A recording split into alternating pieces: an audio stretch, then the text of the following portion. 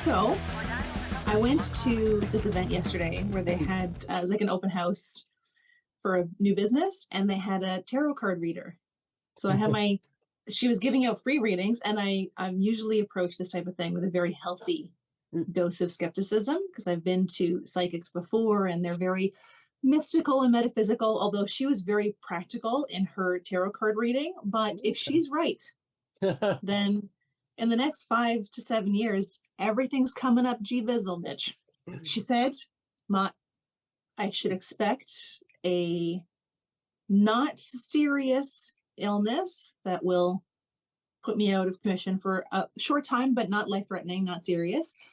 I may have some tension with somebody in my life, but then after we get through the tension, we will reconnect even stronger. She gave some practical tips about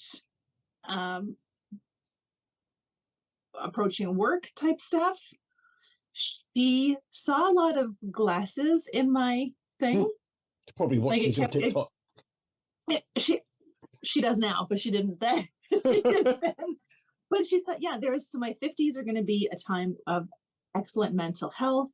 Things will just kind of soothe themselves out. Not that I have mental health issues now, or I'm not really under a lot of stress. It'll probably be just business as usual because I very fortunately have an easy go. But she said there will be a leveling up, either career-wise or financially. There will be something that's going to make things better. In the two areas in which people's lives generally level up, you're going to level up in one of the two options. I mean, I don't want to shit all over it, so maybe I shouldn't say anything. Like I said, it's a healthy dose of skepticism. The one thing that I do like about it is the way she went about it. Like, I've had psychics before where they're all like, oh, this person's watching over you, and all that type of very witchy type of stuff, which I know a lot of people appreciate. It's not for me. Hers was very practical, and it was kind of like, it was almost a little bit like a therapy session where she would see something and then we'd have a conversation about it. And she was like, oh, have you thought about this? Or have you tried this? So it was very much like a bouncing off of ideas with a neutral party. So I kind of walked away from it thinking, oh yeah, I probably could do that. So it was much better than I expected. And it was like, there was practical takeaways from it. Yeah, I think that sounds better than the typical ones, because there are a lot of people that believe in spiritualism and psychics and whatnot. And even though I think that a lot of it's kind of like,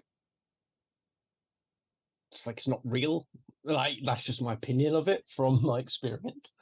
But I think that if they could turn their hand to something more practical like this to help people in a different way, the kind of people who are open to spiritualism and psychics and could be helped a bit more with their life decisions and stuff if they go to these vendors or whatever with certain problems. It is, I think different things help different people. Some people go the religion route, some people go the therapy route, some people go the more spiritual route. I mean, I grew up in a Catholic household, so I've done the religion side. That's not for me. I haven't tried therapy. That may be for me. I don't know. But this was, honestly, like you talked before in a previous episode about how you met somebody, your neighbor, and you just didn't like him. Her, like, as soon as we met, it felt very comfortable, which you would have to be the type of person who can set people easily at ease when you're doing that type of work. But yeah, it was just such a different takeaway because we were talking about, never mind. We were talking, no, it was what I loved about it. And I may make a TikTok about it to promote her business, is just how practical the takeaways were, and not like, I didn't walk away from there thinking like, oh, I've got this guardian angel over my shoulder. It was like, oh, if I try to do this, what's the worst that could happen? They'll say no, but it could be a good thing. Yeah. I think that is, it just is better for the people that would use somebody like that. Like, they're getting their money's worth there. And I think that, because like you say, people go to speak to different people for certain problems in their life. And typically, like, if someone's died, there are people that want to go to try and reconnect to that person because there might be things left unsaid. Like, I do think they have a role to play in society. So, like, I tend not to want to just shit talk them because it's easy. you know, and I feel like it's a bit hacky with some of the things that psychologists or people like Richard Dawkins like to do, is just like berate and say that you've got mental illness because you believe in psychics or something. Like, I just find that's just a bit easy to say, when in reality, things like people have often believed in some kind of spiritual energy or animism or Wicca or something like that. People have often had those beliefs, and so they do have a role to play in our psychology. I do find the stuff with like the guardian angels and things like that and actual spirits and stuff, I don't personally have any time for that, because I don't perceive that to be real.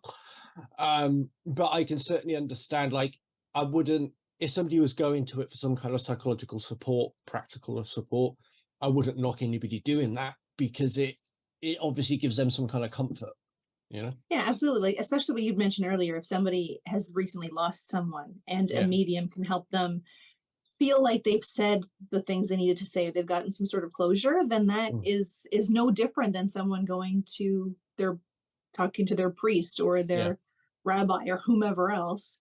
It's just a different level of support that they're getting. And the question over whether it's real or not is irrelevant, because what matters is the way that that person feels after it. If they feel satiated and they feel like they've achieved something and it's made them feel better, it's given them peace of mind and made them And sometimes it gives them that push to do things, right? Like we were talking about, like I told her about my TikTok, and she had commented on the glasses I was wearing. So I kind of told her about, you know, through TikTok, I've got this promo code with GVizzle, and we just had a conversation about that. And she was like, "Hey, why don't you reach out to GVizzle, see if they'll let you design some glasses or design your own glasses line?" And it was like, you know, one of those, at the time it seemed like that's crazy talk, but on the drive home I was like, well, why don't I?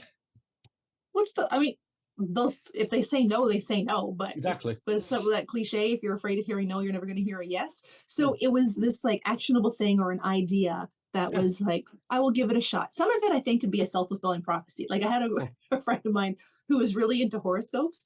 She would read them every morning, but then she would almost set herself up to make those things come true. If it said you're going to meet a tall, handsome stranger, she'd be in the elevator, and every brunette guy, she'd be like, "Hey!" So she would be walking through her day differently based on what her horoscope said. So she could be manifesting those things to happen. I could, in my 50s, manifest cha-ching. And the other thing is, I was talking to somebody I know about this who does believe in spiritualism, and I was saying that a lot of the time, there's a lot of stuff in it which they're like, psychology says similar things, but they have different words for it. Like, we conceive of it differently in a more scientific way. But like, manifesting something, like, I don't believe the universe is like accumulating energy around you and getting like throwing free money in your face. But there is something about, like you say, the self-fulfilling prophecy, that like, if you're just changing around the order of events in your head, so that like, okay, well, if I carry on living my life doing positive things, I'm going to get what's owed to me. Like, the energy will rebalance and I'll get something good. But from my perspective, I would say, well, it's because you're presenting yourself in a different way. You're being more outgoing. You're taking more chances, more sensible risks. You're making yourself more approachable. And then people want to give stuff to people that are like that, you know? That's very true. It's funny, after I had lost weight and I was in one of the subreddits, was a lot about helping people and supporting other people who were on their same journey of weight loss. A lot of people had commented about how they were so surprised at how people were treating them differently after they'd lost the weight. But some of that is also, yes, there is pretty privilege, and there's thin privilege, and there's all of that that comes with it. But there's also some of it that once someone does something positive for themselves, that makes them feel good, right? And losing weight it's simple, but it's not easy. Right? If it was, everyone would do it. So once you've done that, that is an accomplishment. So people start to carry themselves differently. You carry yourself with a little bit more confidence. Maybe you hold your head up a little bit higher when you walk. You walk in a different way. You carry yourself differently. Maybe you're wearing different types of clothes. So all of that factors into it. It's not just out of the blue, people are treating you better because you're thin. It's people are treating you better because you are obviously more confident than you perhaps were before. It's kind of like, it's the image you put out in the world, that like, if you present yourself as somebody who is worth treating well, and that like you feel like you yourself are worth it, then people will start to see that you're worth it too. Yeah, absolutely. You know, I mean, slightly different experience, but when I was growing up in Portsmouth, it was, like I've said before, like it's quite a violent city. And then I was beat up quite a few times when I was a teenager. Like every weekend, something would happen. And then my mum's boyfriend, who was a lawyer, said, like, you know, you've got to carry yourself differently. He said, like, you dress, the way you dress is like you put your hood up and your hands in your pockets. And he was like, you look like a victim. You're scurrying around town, basically. And especially if you're on your own and you've got your head down and your hood up, he's like, you just look like a target. That's going to be easy. He said, what you need to do is just, he's like, you're 6 foot. Just walk around like you're supposed to be there. Take your hands out your pockets and hold your head up. Pull your hood back. Let people see you. And he's like, and they won't mess with you. And I did that, and I haven't been beaten up since. You know what? Like I'm having such mixed emotions as I'm hearing you say that, because part of it is like very solid advice to walk around like you own your place in the world, but then another part of it is kind of like victim blaming. So it has that same kind of vibe of victim blaming a bit. But I think it's just it's the different. It's like looking at things in a different way. So like being a psychologist, like we said before, I want to find out why something's happening. Yeah. So it's like me getting beaten up is like I'm putting out the signals into the world that I'm an easy target. That you're weak. So I'm taking responsibility for my place in the world. But it doesn't mean that they're any less bad. Just because agree, absolutely. And I wonder if they've done any studies of, like, I'd be curious to see how that translates to predators of women. If you know, if you were to, if you know, a guy who has that type of intent sees different women walking down the street with different body language, if that would play a factor, not even what they're wearing, they could be wearing the same clothing, but if their body language as they're walking makes it more like that'll be an easier target than totally her. It would totally. And I think a lot of there's a relationship there to play as well. It's about minimizing the chance that you'll get attacked, right? So for somebody like me, I had a lot to gain from doing it differently. Like I say, from being 6 foot and being male, is that there's a lot of people that wouldn't necessarily mess with me if I looked like my height and I wasn't hunched over, and they could see I'm a man as well. So I had a lot personally to gain from that. But then, so maybe perhaps a woman might not get such a big outcome, but there would certainly be small improvements and like some reduction in risk. And it's like, and then so you can negate that risk either by going out in a pack of like 2, 3 or more women at once. Don't go anywhere alone. That's what the women in the refugee camps do. They never go anywhere alone. But of course you can't always do that, and then that's when you get attacked. And then it also depends on the type of person the assailant is. Most sex offenders, of the pathological sex offenders, they are attracted to vulnerability. So they will look for a woman that looks like an easy target. They're not going to go and try and rape a female rugby player. But, you know, unless they were bigger. There was a woman in, I think it was Montenegro, or she's from Montenegro, and she was walking with a friend. She is a martial artist. A guy wouldn't know that. So this guy assaulted her on the street. I think he pulled a trump and grabbed her by the pussy. I think was the story, something like that. He grabbed a part of her body, not knowing she could defend herself, and defend herself she did. But then she was charged for using too much force in fighting off her attacker. So he was charged, I think it was like 300 pounds fined for attacking her. She was fined $85 for using excessive force in defending herself. Oh God. Yeah, ridiculous. That kind of stuff does still happen even in our country. Like if a burglar breaks into your house here and you intervene and then you break their leg or something, you're the one that could go to prison for using too much force. I don't know what it's like in Canada, but I'm pretty sure, like, well, in the US has a lot of states have their stand your ground. Yeah, fucking want that here. That'd be amazing. Not really, when they're shooting 6-year-olds in the face for hitting the roof. We're knocking on the wrong door. I know, but we're a different culture, so it probably actually do quite a lot of good here. That's true. Although I do hear a lot of people talking about the knife violence in the UK. like compared to American gun crime, it's negligible. Like we do get knife crime, but if you look at the numbers, it's like the and bearing in mind I support the Second Amendment and I'm pro-gun ownership. So just to put that in perspective for people, for what I'm going to say now, but the people who are pro Second Amendment try to use British knife crime. And Yeah. it's nowhere near It's completely comparable. different. Yeah, but like even the scale of the problem is not the same. It's definitely not the same. They're not looking at it on a per capita basis, but also, I mean, if you have a knife, like how many people can you really take out in 60 seconds versus a gun that shoots 100 rounds in seconds? Yeah, there was a guy, I think there in London, there was a guy with a machete. I think he killed Oh, about 6 shit. people. Yeah, he was on London Bridge. He killed 2 female students. Then he killed a couple of blokes as well.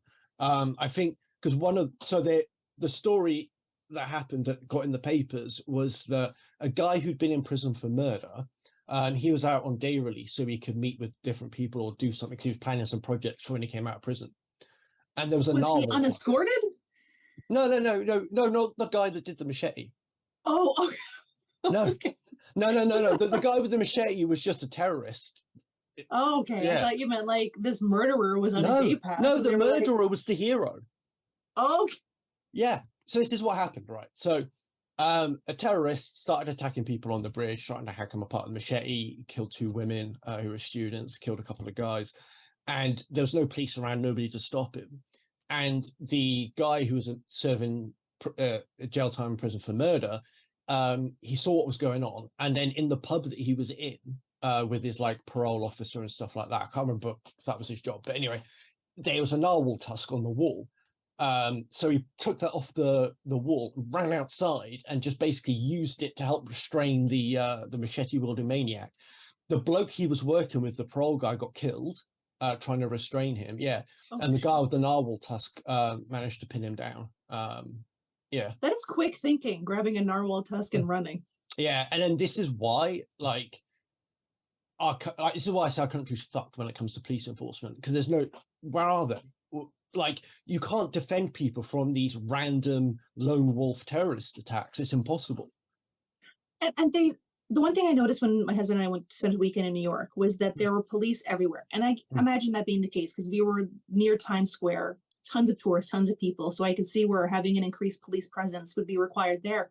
But in my town, I've once seen police just kind of out and about, and they were patrolling looking for a naked man who was hiding in someone's backyard. but I very rarely, and even the town I used to live in before, very rarely would I be out and about and just see patrolling and like taking care of things. Like they're there if you call them, but then depending on where you are, how long is it going to take for them to get to you? Well, here they're not even investigating certain crimes anymore. There's like, I can't remember what the numbers were, but there's some police forces that don't investigate burglaries at all. Any burglary that happens, no investigation. Is that because the likelihood of finding them and restoring anything is so slim? They just don't have the resources.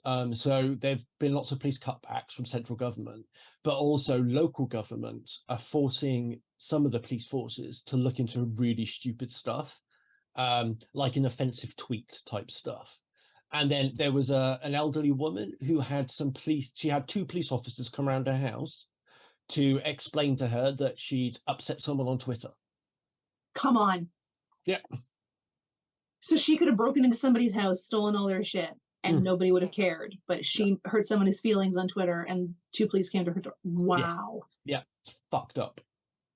Wow, that's dumb. And well, it's like how much money and resources have the United States spent putting people into prison for having a gram of weed on them? Like there's. And why are they still in prison? I can't believe 2 police for an offensive tweet. It's fucking balmy. And it's about 8-9 years ago now. Salisbury, their CCTV network just stopped working and had to be repaired. It took like a couple of months. So they weren't investigating any crimes in that area for like burglary, assault, anything that they would have usually used CCTV for. They just weren't investigating them at all. How do they think police operated before there were CCTV cameras? Right. Oh, I guess we'll never know what happened. Yeah. Crimes were solved before that happened. Yeah. It's fucking nuts, man. That's terrible policing. That's lazy policing. Yeah. And it's a mixture of all of these really bad things that are going on, like overly politically correct town councils, commissioners that have an agenda, central government that only cares about the boats coming across the channel and nothing else. You know, it's fucked I up. mean, Canada's not much. We've got our problems too. Yeah. I'm sitting here like wowing about yours. We got our problems too. Well, we had. I bet you haven't had any rape pedophile gangs that don't get investigated because the police force doesn't want to look racist. I think that's a safe bet, but I can't be 100% sure. Yeah. It's fucked up, man. Oh, I think we need something lighthearted. Let's look at these. What the fuck is wrong with you? They're probably not lighthearted. So, did you know a woman donated her kidney to save the life of her boss, who then fired her when she took too long to recover? Is that real? That's real. So, she tried to donate it, I believe, if my memory serves, and I can look it up. She tried to donate it to her boss, but they weren't compatible. So she donated to somebody else, but then there were some complications, and he was fired. Whoa. That's insane. I know. We had a case here where this woman had a couple of ribs broken when this guy did CPR on her, and then she tried to sue him in court for assault. I've heard that too. I think it's now, what do they call it? A Good Samaritan law that you can't. Is that what it's called? I think here we just rely on our judges just to be sensible people and laugh them out in court, because we don't have the same litigious culture as they do in the States. So, what is true? According to Snopes, what is true? A woman donated her kidney to the National Kidney Registry as part of a paired kidney exchange that allowed her boss to be paired with a kidney donor. The exchange occurred in August 2011. The woman was fired in April 2012. The case was settled confidentially. The claim was that the woman was fired for reasons related to her recovery, was never established by a judge or jury. The defendants in the case did not publicly concede that point. Oh, interesting. So it looks like she could have been fired for that, but we're not sure entirely. Correct. I mean, the timing of it, August 2011 to April 2012. It is suspect, isn't it? It is a little bit shady. Well, if I can't have it, no one can. Bloody hell. Oh, yes. She alleges that they refused to provide accommodations for her medical issues. Okay. And they ignored her order that she shouldn't lift heavy objects. So there was some shady shit going on. Yeah. Because we so looking into like business insurance and stuff, because as I'm freelancing and stuff more now, and so I need to get business insurance. There are it's very hard to find an insurance company that, if you're based in the UK, that will insure your business if you deal with anybody in the United States. Really? Why? Yeah, because people in the United States are so litigious that UK insurance companies don't want the risk, because we just don't do it here. It's just so rare. So hilarious. I've not heard of it a lot in Canada either. Yeah. I'm sure it exists, but just not as much. Not as ridiculously as it is in. But it's interesting, and I don't know how kidney donation works, but when my cousin required a stem cell transplant, I was like, all right, put me in. Like, I'll donate my stem cells. We'll see if they're a match. And I was told that you can't dictate who it goes to. So I couldn't say, I want to do this for my cousin. I would have to have just put it out there, and then they would match it with whomever they could match it with. And I would always thought, maybe from American TV and media, that I could say, I would like it to go to this person, but no. And then I couldn't end up donating anyway because I was too old. No, I didn't know there was a limit like that. I mean, I guess for bone marrow or stem cells, I think there is. I think it was 18 to 35. Oh, it's a good time here that actually, if anybody's in the UK listening to this, I don't know if they have it over abroad, but the Anthony Nolan charity, people should look up to join in that register, because it's stem cell donation on there. You could donate your T cells and stuff. Nice. the reason why I like to plug it is because one of my co-workers once had to use them, and then so she was always telling people about it because they always need more donors on there, particularly young men aged 18 to 30, because they're underrepresented in their pool of people that they need. Because my mate, she's got 2 hearts. What? Yeah.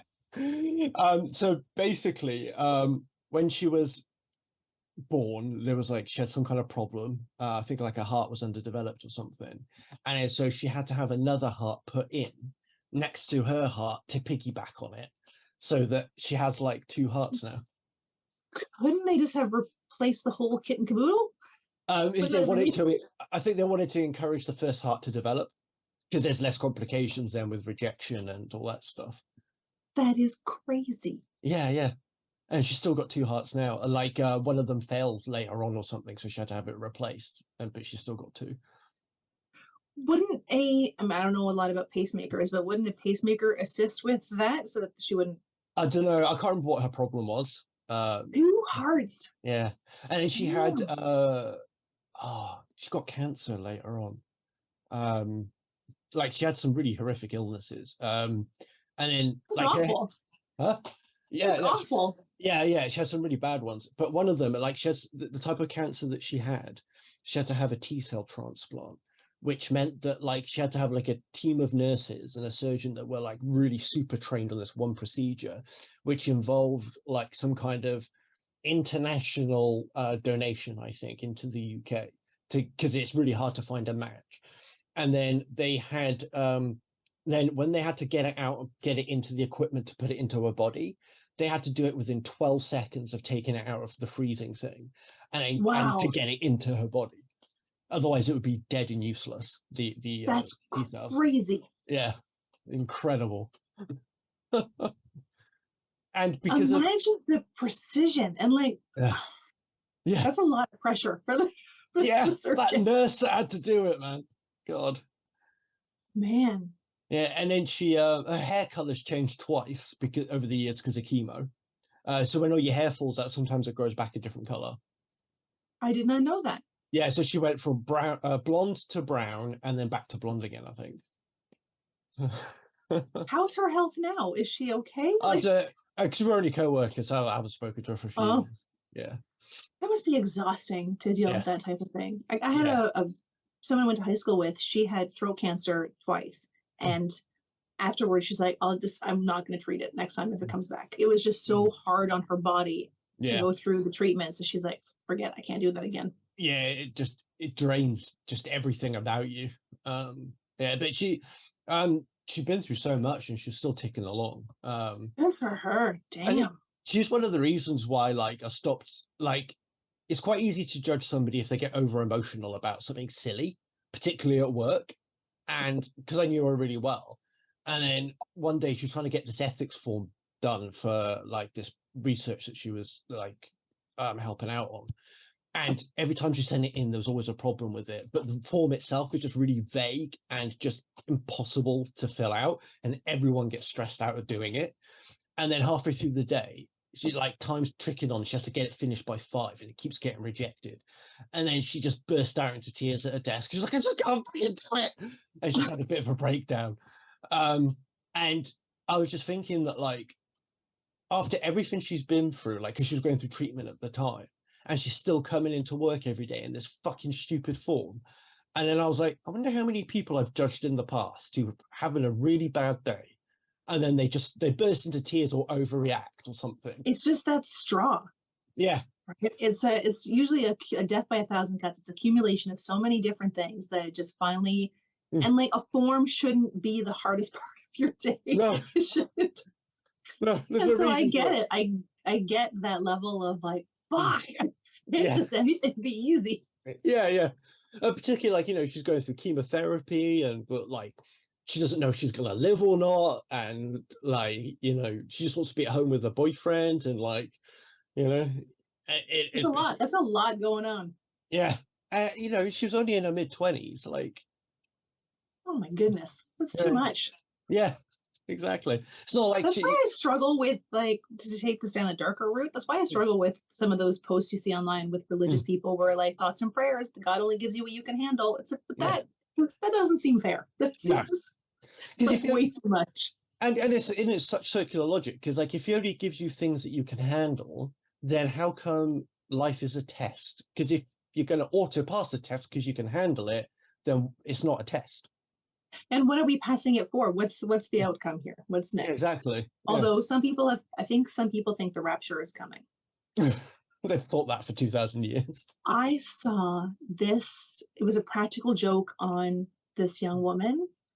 I so her friends had set this up in a cafe. She was meeting her friends in a cafe for lunch or whatever, and everyone in the cafe was in on it. So the young woman who shows up, who's being pranked, gets a phone call or something where she has to she goes outside to take this phone call, or she goes to the washroom to take this phone call. And while she's gone, everybody leaves the restaurant and just leaves their clothes, like they brought a set of clothes. So when she comes back in, there's like 2 or 3 people left in the restaurant and just like chairs full of clothes. And she thought the rapture happened without her and lost her fucking mind. Like she went into a full panic until her friends were like, we were just kidding. Like, Jesus Christ. But her mind, she walked in and she was like, the rapture happened. And she was like still there. I saw that prank being played on an older woman. I think she was like in her 70s or like late 60s. And she was just like walking around like, what the fuck is going on? And it's just looked confused by it, which I thought was great. I think people overestimate the impact that would have. Like, I think if the rapture happened, you probably wouldn't know. You'd be like, how come, where's Bill from accounting? Like, yeah, that'd be it. There'd be like 1 or 2 people missing. Yeah. I'm not saying you need to own as many pairs of glasses as I do, but I'm also not saying you need to own as many pairs of glasses as I do. Look at the selection of these frames. They are amazing. Head over to GVizzle at the end of this episode, not now. Head over to GVizzle. There is a link and promo code in the description of this video. Promo code GVizzle15 will save you 11% on orders over $50 and 15% on orders over $100. And just come on. Look how beautiful these frames are. I just can't get enough of them. GVizzle.com. Well, we got our next, what the fuck is wrong with you? Doodah. Oh. Incels.is. What's that? I've never visited the site, but it pops up on Reddit all the time. How many current women are actually aliens? Since it's okay, so this is like some kind of Reddit post, and somebody's asking how many current women are actually aliens. Yes, it was someone on Reddit has taken this from this incel site. Yeah, it's a forum, and like you gotta see some of them are posted where like this guy, it tells you how long they've joined and how many posts they've had. There will be men on there who've been on the system for less than 6 months and they've got posts in the tens of thousands, and they're all like this one. It's like, guy, get outside, stop posting on this forum and go outside. No hope, is there? Since it seems we have actually been visited by aliens, perhaps the reason so many women are insisting we view them as people is many women actually are literally not people. Would you have sex with a hot female alien? Yeah, I would. But I love his logic. Like, women want to be treated like people, so that clearly means they're not actually people. Man, that is all over the place there. So first of all, we haven't been visited by aliens. There's no credible evidence to suggest that we have. Even that new one that came out of Mexico, I think it's already been proven that it was a hoax. It was cake, I think. Was it cake? Everything's cake. The world is turning into cake. I think it turned out to be a prank and somebody made it out of cake, or maybe... The bodies bore a remarkable resemblance to the beloved fictional alien E.T. with elongated I love that movie. Protruding faces, skinny limbs, and 3 long fingers on each hand, although E.T. had 4. Or 3 fingers and a thumb. But yeah, my husband was telling me this morning they did an x-ray or something, and the x-ray of the fingers just made no sense. The calcified bodies made no sense. There was just a lot of things that were very problematic about it. What's problematic about it is that it was in the fucking news and people thought it was a newsworthy story. There's a lot of news that's not news. Yeah, most of it. That's what And happens when you got to entertain people and keep them scared 24 hours a day. but this person and this incel, would he not have sex with a hot female alien? I'm sure he would. Yeah. I'm sure he'd have sex with an average-looking female alien. Yeah. I mean, if the answer to that question is no, then you're not an incel, because the in incel stands Yeah. for involuntary. yeah. Although we do think that most of them are voluntarily celibate. Yes, they are proactively rejecting themselves on behalf of women. Yeah. They Also, just like, assume they'll be rejected, so they don't even try. yeah. I did see somebody comment, like an incel comment the other day on something. I think one of the people we follow made a video about it, but like it was trying to excuse rape and saying that like you have no idea what it's like not to have sex, and then at some point the man's just gonna do it or something like Yeah, that. I saw one where a guy was saying that we need to feel just as bad for the rapists as we do the raped, because they were forced to go to that level. Oh, fucking It's hell, pretty no. fucked up. It's very It fucked is. That's single-handedly one of the most fucked up comments I've seen on TikTok. And there's a subreddit that I'm in called Purple Pill Debate, and it's 90% men surprised that women date men they find attractive, Yeah. and 10% women need to have empathy for men, for how hard it is to date, for how hard it is for men to date. And then when you dig deeper, like, what does that empathy look like? They're like, women need to fuck everybody so that men don't feel bad. So that's not empathy. But it's time and time again, someone will make and they have this flair called Change My View. So someone will say, like, women will date men they find, or they'll put up with some sort of behavior if they find attractive, if they find the man attractive. Change my view. And like, all the women in the comments are like, we're not gonna change your view, because yeah, of course we're dating people we find attractive. That's the difference between dating people and being friends with somebody. But it shouldn't even be called Change My View. It should just be called, I'm going to disagree with everything you say, because men on this subreddit will make a blanket statement about women. Women show up in droves to say, that's not true, this is true. And then the men will be like, it is true, you just don't want us to know. So there's no changing their view. So it is like, if we didn't want you to know, then how would you know it? Exactly. It's like all those people who think they're on the inside of this major conspiracy that nobody knows about. Yeah. It's like, oh, but you know? Okay, sure. Someone's trusted you. You work in aisle 5 at Longo's grocery store, but you're in the know. And do you really think that you're the only person that's ever come up with that idea? Like, and I think there was a documentary once talked about conspiracy theories and how people have thought that there is this secret of, they're keeping the secret of the moon landing. And they actually did this study that said at what point is the breaking point of that secret? Because once you get past the threshold of a certain number of people knowing, it all falls apart, because you can't trust that all those people would keep their mouths shut. Exactly. And something as significant as a moon landing, like there would have to have been thousands of people involved in this conspiracy and hiding that conspiracy. There's no way they would have kept their mouths shut. I think it was Bill Burr was talking about secrets. And he said when the whole Clinton and Lewinsky thing was happening, he said there were 2 people who knew. Yeah. And they couldn't keep that secret. How the fuck are we keeping the secret of something as big as the moon landing? Yeah. And that's the thing. And then people like to bring up something like Epstein and his pedophile island and stuff. And it's like, yeah, but that wasn't televised. That wasn't spoken about. Like that wasn't in the zeitgeist. And most people don't know much about sex offenses anyway. And when everybody is just as invested in keeping that secret, like not everybody would have been invested in keeping the moon landing, because somebody would have been like, I was part of a really cool thing. But if you're on a pedophile island with other pedophiles, you're not going to be the one to be that whistleblower. Yeah. And it's a bit. But if you look at Weinstein, people knew, like people were making jokes about it publicly. I think it was when Seth, Family Guy, Seth, what's his face, was hosting the. Thank you. He was hosting the Oscars. He cracked a joke about Weinstein, and people laughed in the audience. It was known that was a thing. Yeah. Oh, on the 20 minutes. So we're recording this episode right after we recorded the last episode. So I haven't actually watched much of the Russell Brand documentary yet.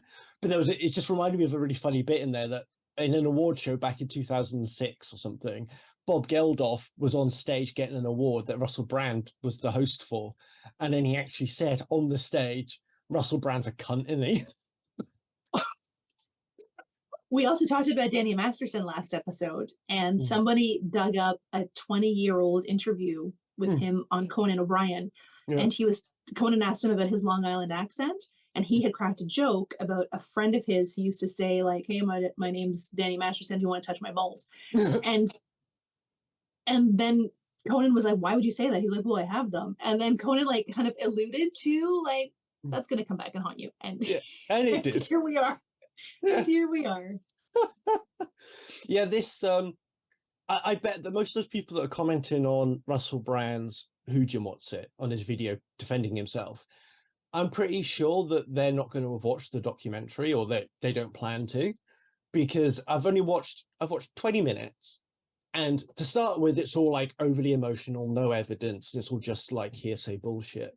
But then they get the first victim, and she's got text messages. She's got she went to the rape clinic, and then she went to there's like she's got receipts. Witness statements and everything. Man, and that's, I think, the big problem is that people are less willing to engage in discourse that doesn't reinforce their beliefs. Like it's just this echo chamber. Like I got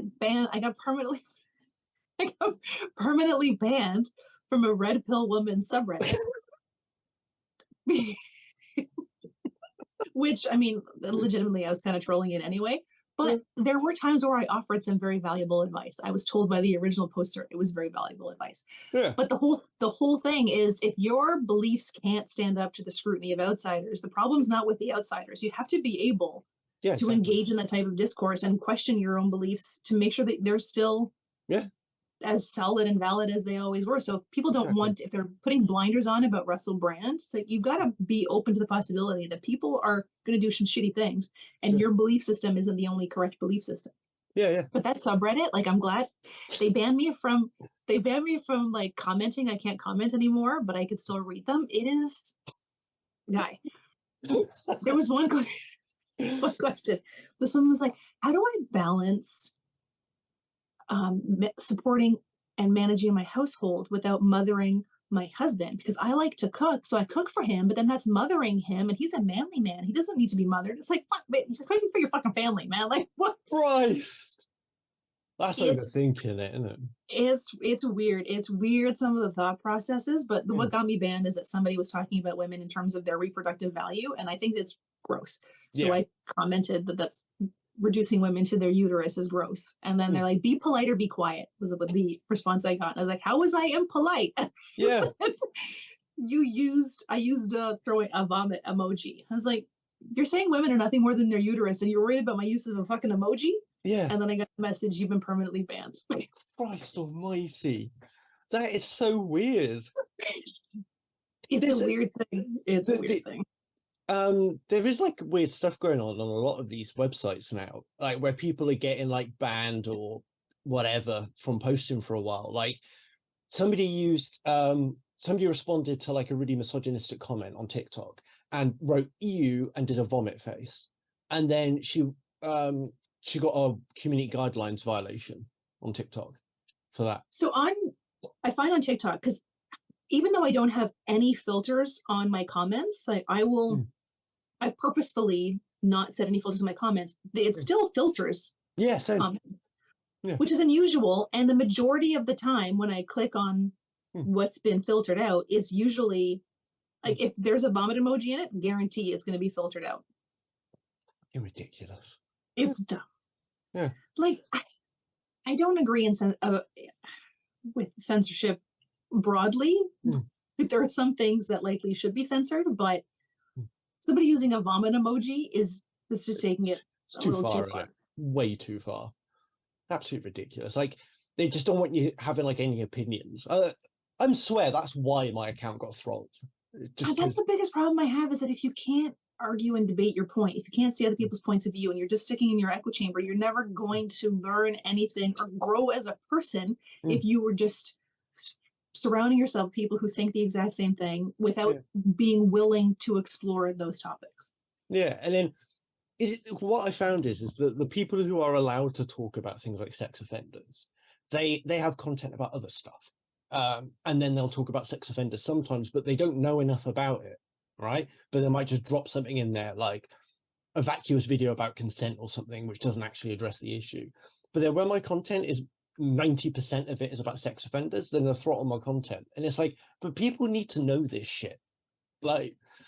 Especially, like, there might be people out there who don't realize that what they've done or what they plan to do is going to be committing an offense, you know?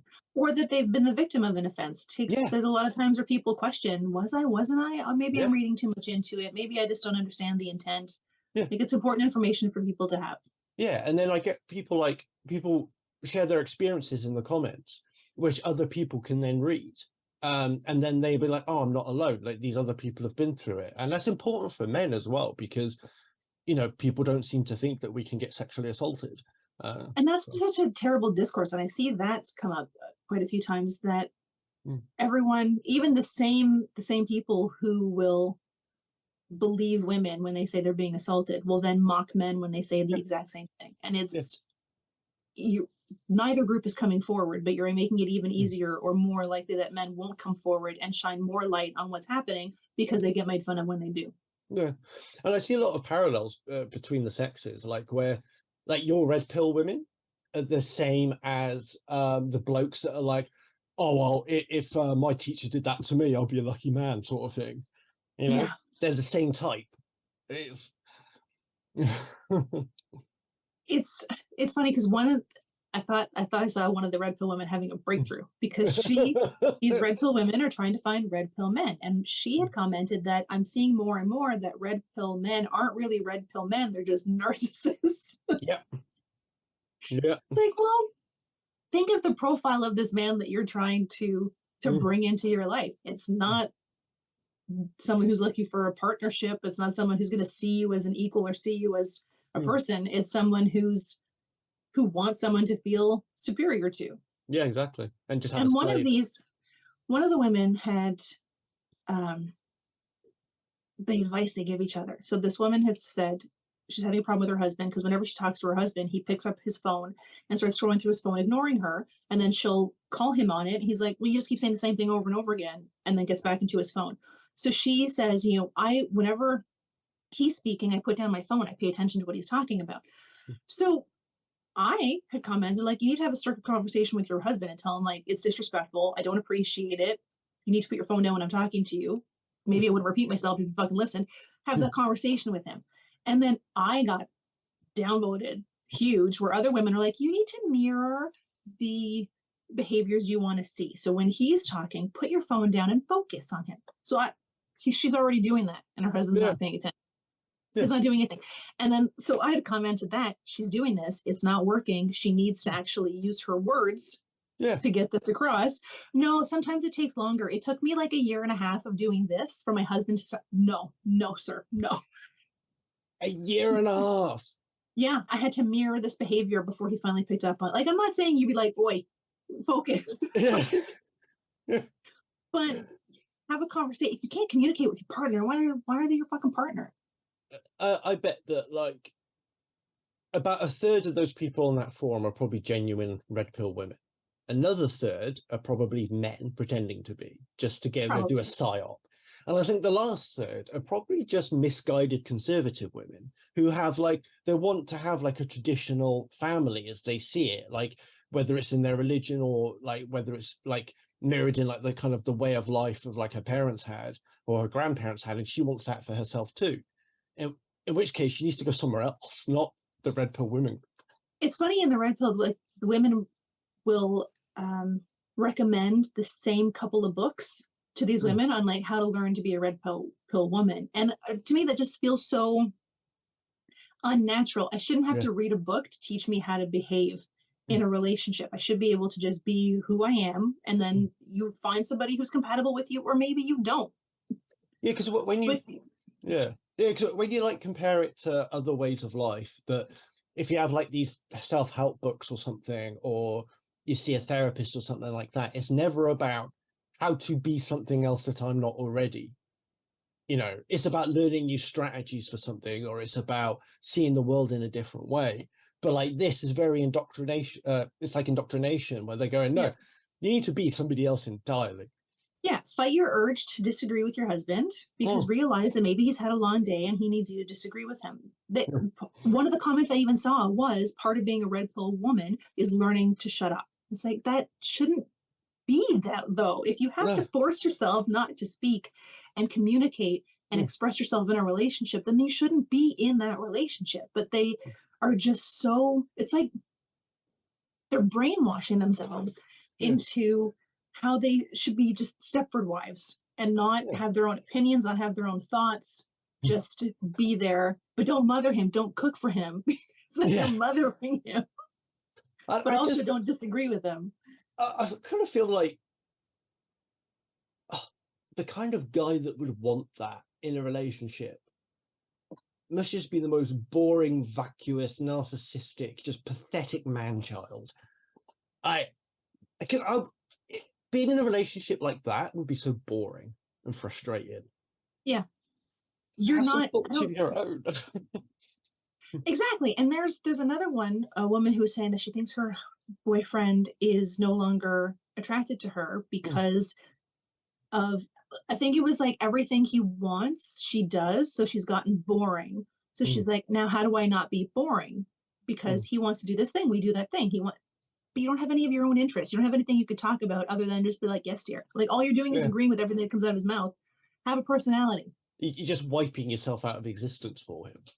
Exactly. And one of them was even like, one of the questions is even like, I wear scrubs to work, but I really like to wear dresses and be feminine. How do I be more feminine in my scrubs? It's like, just put on some mascara and go do your job. Like, yeah.